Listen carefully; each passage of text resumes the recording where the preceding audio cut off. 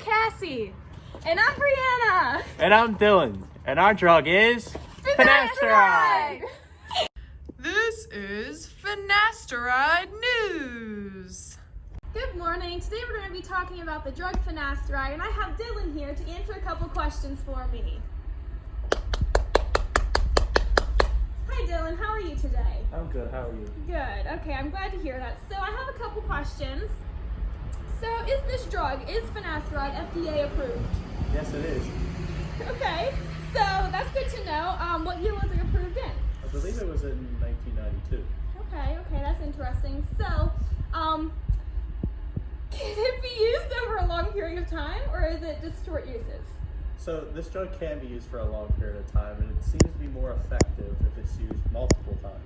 Okay, that's interesting. So what are some complications since it's used for long term? So some side effects are a decreased sexual desire or mood alterations. So Okay. depression can be a result of that. Okay, so Cassie, do you have anything to add on that? Yeah, I actually do have something to add. I was doing some research while you guys were talking and found that a study showed from 61 participants in 2011 that based on the Beck Depression Scale, 14 indicated mild depression, 20 indicated moderate depression, and 29 was severe depression, reported with prolonged sexual dysfunction. 39% reported suicidal thoughts. Okay, so back to you, Brianna and Dylan. Our viewers have submitted some questions after that last segment. The first one I want to ask you is, what is the brand names and trade names of this drug? We all know the generic name is Finasterides. Okay, so the two I know of are Propecia and Proscar. Those are the only two that I'm aware of right now.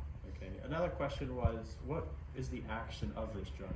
So finasteride is administered because an enzyme called 5-alpha reductase will change the testosterone in the body to another hormone. So when it does that, that will actually cause the prostate to grow and enlarge and for hair to be lost off of the scalp. So when you administer this drug, it will increase the testosterone levels in the body, which will then cause the prostate size to decrease and hair growth will then be stimulated. Another question that one of our viewers submitted was, what are some of the therapeutic classifications? So its therapeutic classification is actually a hair growth stimulant because it allows the testosterone levels in the body to increase. We'll be happy with that answer. The next one is, what are some of the pharmacologic classes? It is known as an androgen inhibitor, and what that it's also known as an androgen antagonist or a testosterone blocker. So what that does is it will either slow down or completely stop the growth of cancer cells within the prostate to treat prostate cancer, and it will also reduce the androgen signalings within the tissues that are found in the prostate or in the scalp, and that will reduce the prostate volume and reduce then the loss of hair. So generally at this time, I'd like to take some phone calls from our viewers, see if they have any questions. Dylan, we have a phone call for you from one of our viewers. Okay.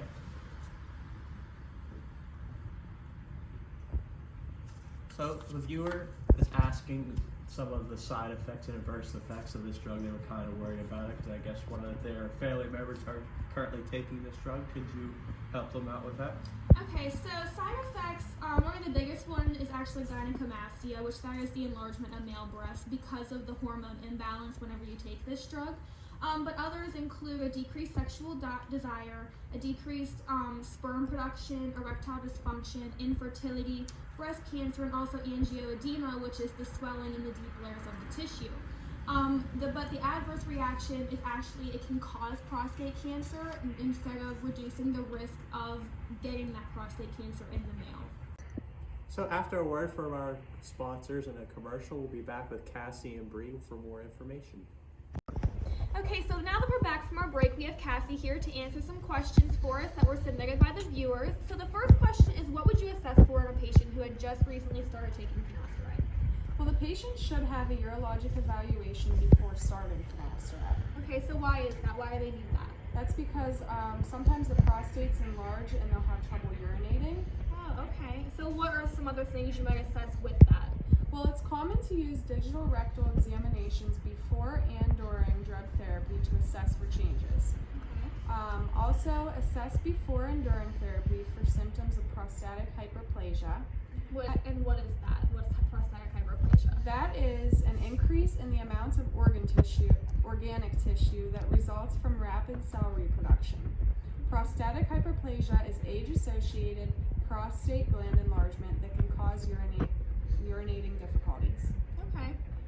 You would also assess for urinating hesitancy, feeling of incomplete bladder emptying, interruption of urinary stream, terminal urinary dribbling, straining flow, dysuria, which is discomfort and pain while urinating, and urgency.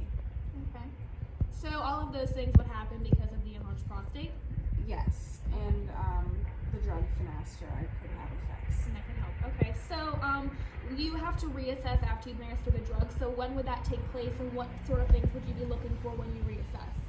So reassessment would need to take place 3 to 6 months after starting finasteride to see its effects on hair growth, because shedding has to happen for the hair regrowth to take place. So they will lose their hair before the new hair grows back in. Okay, so that's interesting. So we actually have some pictures to show you the proof that it really does 100% work. Yes, so this is a before and after of Dylan. The before, obviously, you can see that he doesn't have any hair, and the after, taking finasteride, the hair is regrowing.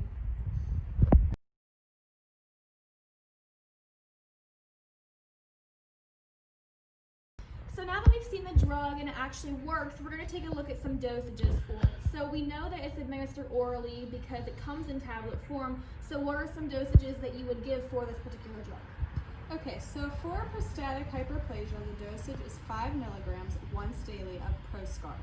For androgenetic alopecia, the dosage is 1 milligram once daily of Propecia. Okay, so is it different because of the trade names? They have different dosages for each? Yes, that is correct. Okay, so then one last thing I have to ask, are there any specific lab values that should be taken into consideration that should be looked at? Yeah, finasteride could decrease serum prostate-specific antigen concentrations, which are used to screen for prostate cancer. Okay, sounds good.